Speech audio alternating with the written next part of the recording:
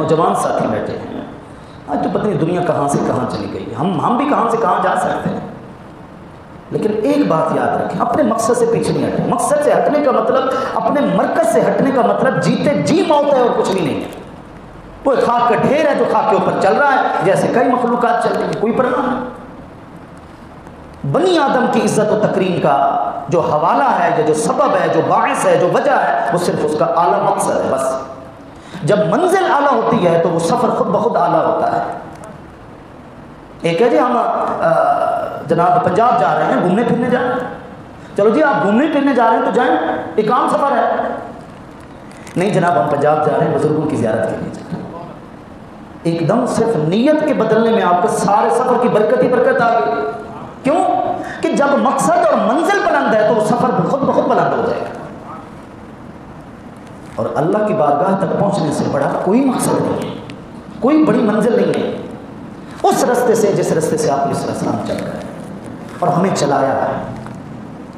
جدھر جائیں اگر ہم اپنے مرکز اور مقصد سے جڑے رہیں، ہمارا ہر سفر اچھا سفر ہو جائے گا، اس نیت کی وجہ سے، اس مرکز اور مقصد کی وجہ سے۔ اقبال نے کہا تھا قوموں کے لیے موت ہے مرکز سے جدا، قومیں جب اپنے مرکز سے ہٹتی ہیں تو وہ خود بخود ہی مر جاتی ہیں، ان کا نام نشانی ختم ہو جاتا ہے۔ اکبر الہ آبادی اس کا ایک اپنے انداز ہے شاعری کا، شاعری کے اندر پتہ نہیں وہ کتنی بڑی بات کہہ جاتے ہیں۔ اکبر الہ آبادی وہ کہتے ہیں تم شوق سے کالج میں پڑھو، تم شوق سے کالج میں پھلو پارک میں پھولو،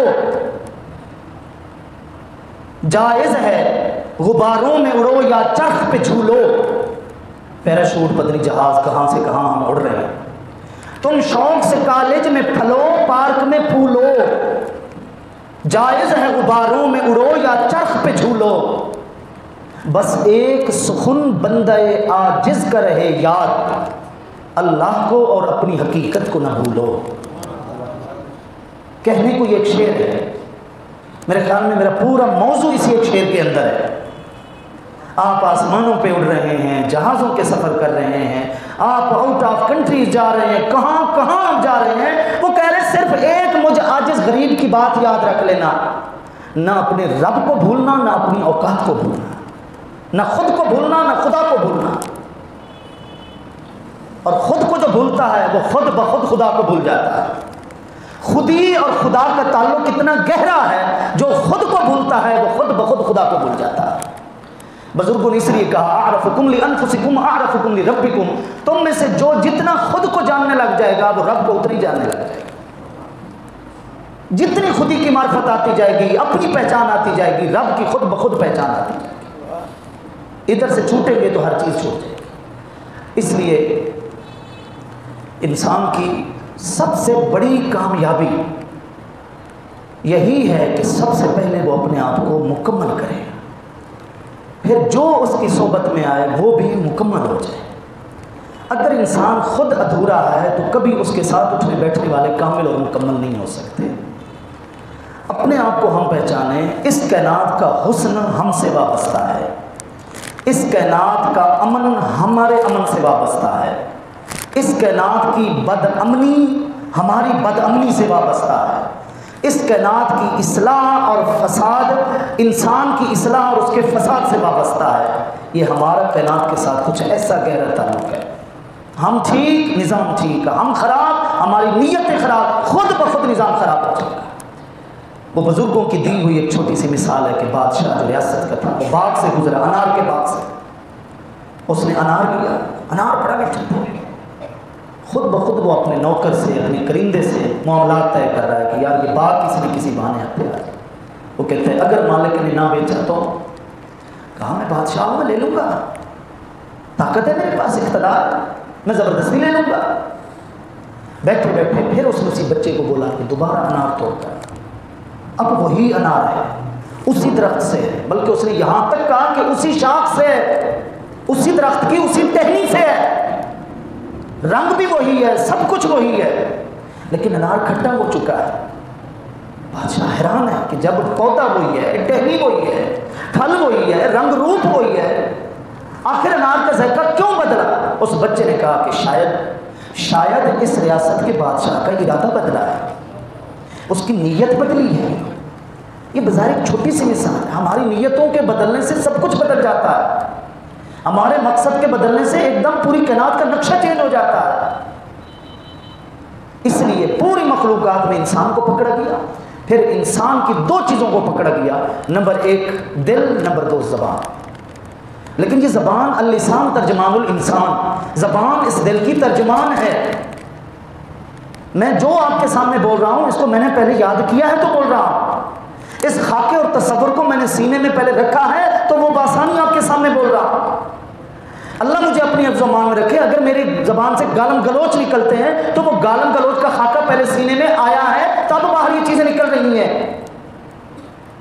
عربی کا ایک شاعر ہے، اس کا ایک شعر ہے، اور اس ایک شعر کے اندر اس نے جہان رکھ دیا. کہتے ہیں لسان الفتى نصف ونصف فؤاده فلم يبقى الا صورة اللحم والدم. السبع الملکات کے اندر یہ شعر موجود ہے.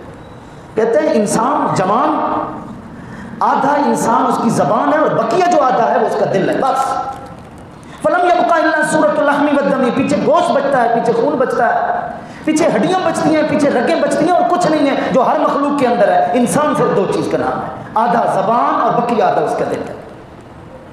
مذخوریاں کرتے رہ گئے فلسفی. انسان کی اصلاح میں دیکھیں پرانا آپ ذخیرہ ادب کا جا کر پڑھیں، ہر زبان میں لکھا گیا کہ انسان کی اصلاح ہو جائے. کیوں نہیں ہو سکی؟ انبیاء نے کیوں کی ہے اصلاح انسان کی؟ اسی جگہ انہوں نے آ کر ہاتھ رکھا ہے. اذا صلحت صلح الجسد کلہ واذا فسدت فسد الجسد کلہ. اسی کو ٹھیک کیا، سارا نظام خود بخود ٹھیک ہو گیا. درندہ بھی ہوتا ہے نا جناب، درندہ وہ بھی ایک وقت میں صرف ایک شکار کرتا ہے، صرف ایک شکار کرتا ہے. بھوک تو اپنی وہ بھی تو مٹاتا ہے. انسان یہاں تک خطرناک ہو چکا ہے صرف اس نے انگلی رکھنی ہے ایک بٹن کے اوپر، اور اس کے پاس ایسے آلات ایٹم بم ایجاد ہو چکے ہیں اس کے پاس موجود ہے، صرف انگلی رکھنی ہے. ریاستوں کے نقشے مٹ جانے ہیں اس فیصلے سے. ایک جان نہیں لیتا، لینے پہ ہے تو نہ جانے سینکڑوں جانے لے لیتا ہے. جنگ عظیم اول، جنگ عظیم دوم، اسی بات کی تو گواہی ہے. کروڑوں انسان کہاں چلے گئے؟ ایٹم بم کی وجہ سے چلے گئے. جاپان پورے کا پورا مٹ چکا تھا، ختم ہو گیا تھا. یہ دوبارہ اپنے قدموں پہ کھڑا ہوا، اس کا تو نقشہ بھی مٹ چکا تھا. انسان چاہے تو اتنا خطرناک ہو چکا. وہ فارسی زبان کا ایک شعر ہے، نفس مارا کم ترز فرعون نیست لیکورا عون مارا عون نیست. کہ ہمارا نفس بھی کوئی فرعون سے کم نہیں ہے، بس اس کے پاس بادشاہ تھی اور ہمیں بادشاہ مل نہیں رہی. ملے تو پتہ چلے اندر والا فرعون باہر خود بخود نکلے گا.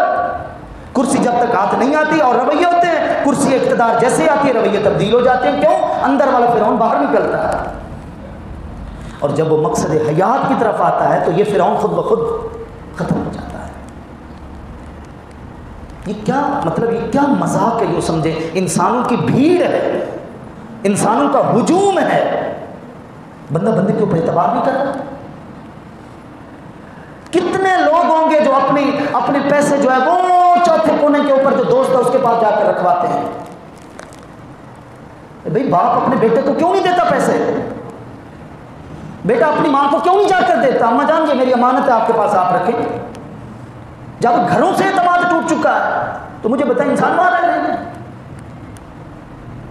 وہاں انسان نہیں رہ رہے، وہاں بس ایک مخلوق ہے. جیسے مخلوق اپنی اپنی جگہوں میں رہ رہی ہے، ہم بھی رہ رہے ہیں.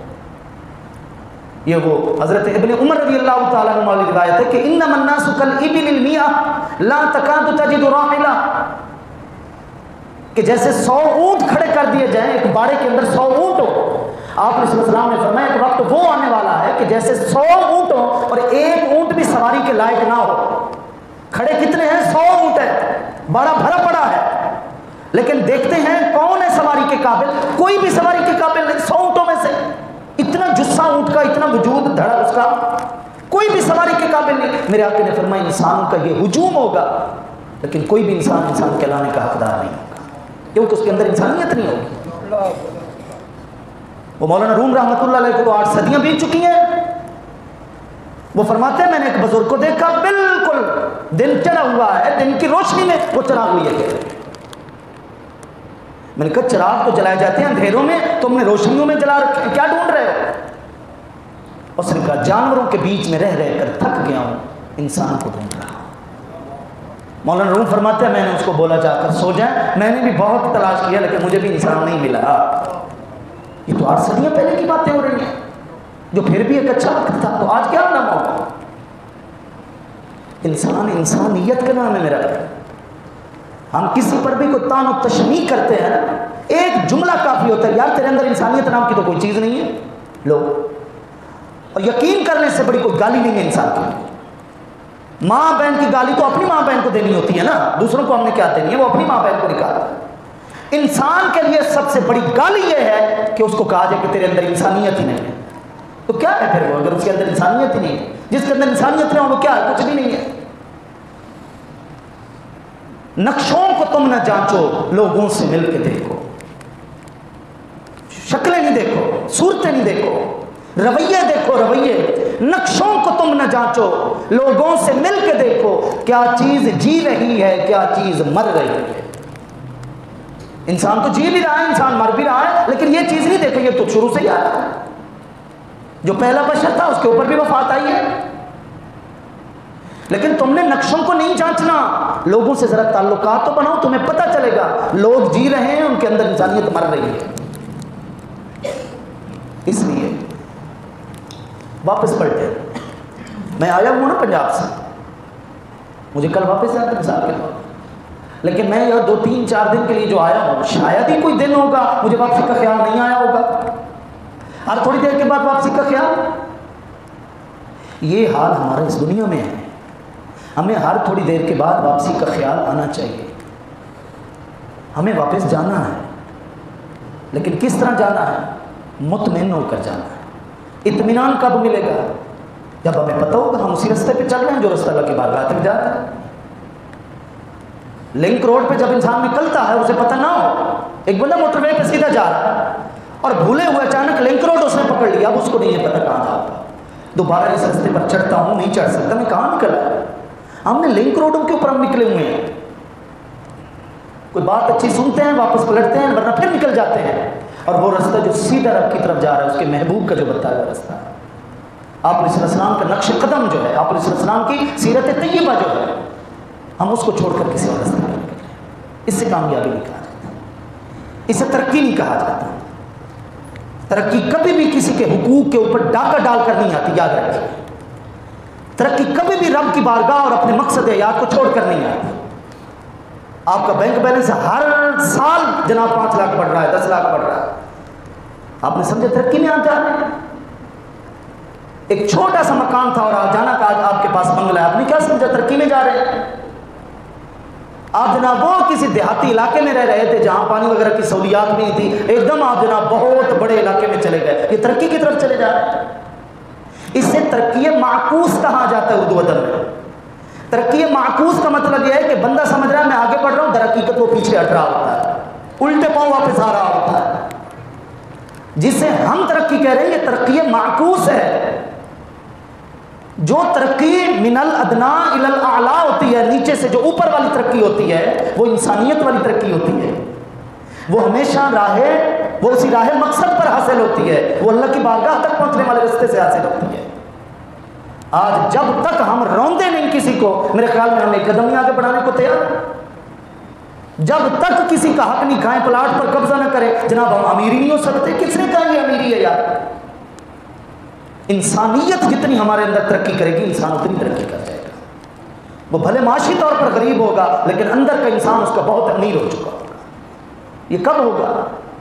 یہ آپ علیہ السلام کے بتائے ہوئے رستے پر ہوگا۔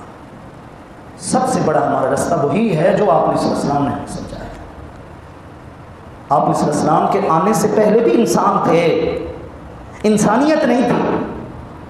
کیا کہا میں نے؟ آپ علیہ السلام کے آنے سے پہلے بھی انسان تھے، مجموعی طور پر اچھے لوگ بھی تھے، لیکن مجموعی طور پر انسانیت نہیں تھی۔ وَإِن كَانُوا مِن قَبْلُ لَفِي ضَلَالٍ مُبِينٍ، اسی طرف اشارہ ہے کہ میرے محبوب کے آنے سے پہلے کھلم کھلا گمراہی تھی، ہدایت نہیں تھی، انسانیت نہیں تھی۔ آپ علیہ السلام نے انسان کو انسانیت دی ہے، سمجھایا ہے۔ آپ کا سب سے بڑا لقب محسن انسانیت کیوں ہے؟ کہ آپ نے انسان کو انسانیت کا شعور دیا ہے کہ بھائی انسان کون ہے، اس کی انسانیت کس چیز کا نام ہے؟ احساس کا نام ہے، اچھائی کا نام ہے، بھلائی کا نام ہے۔ کیوں فرمایا لا خیر فی من لا یألف ولا یؤلف؟ جو خود کسی سے محبت نہیں کرتا اور اس سے بھی کوئی نہیں محبت کرتا، خدا کی وہاں کوئی خیر نہیں ہے، وہاں اس کی رحمت نہیں ہے، اس کے اندر کوئی بھلائی نہیں ہے۔ جو نہ کسی سے محبت کرے نہ اس سے کوئی محبت کرے، ایسا خشک ہے، انسانیت سے خالی ہے۔ اللہ تعالیٰ ہمیں اچھا انسان بنائے۔ اور میں آخر میں یہی کہوں گا، نہ بنے ہم بڑے کو ولی، متقی، پرہیزگار، ہمارے ناموں کے ساتھ نہ لگے بڑے بڑے القاب، اشتہاروں میں، بینروں میں، پینا فلیکس میں ہمارے نام نہ چھپے۔ اگر ہم مرتے ہیں اور پیچھے آدمی ہمسایہ یہی کہتا ہے کہ یار یہ اچھا انسان ہے، آپ یقین کریں آپ بڑے ولی ہیں۔ میں مبالغہ میزی والی باتیں آپ سے نہیں کر رہا، ہم نے اس چیز کو اہمیت ہی نہیں دی کہ کسی کا، یہ آج کے زمانے میں 15ویں صدی ہجری میں کسی کے بارے میں ہمسایہ اس کا دوست کہتے ہیں یار یہ اچھا آدمی ہے، یہ بہت بڑے انسان کا تعارف ہے۔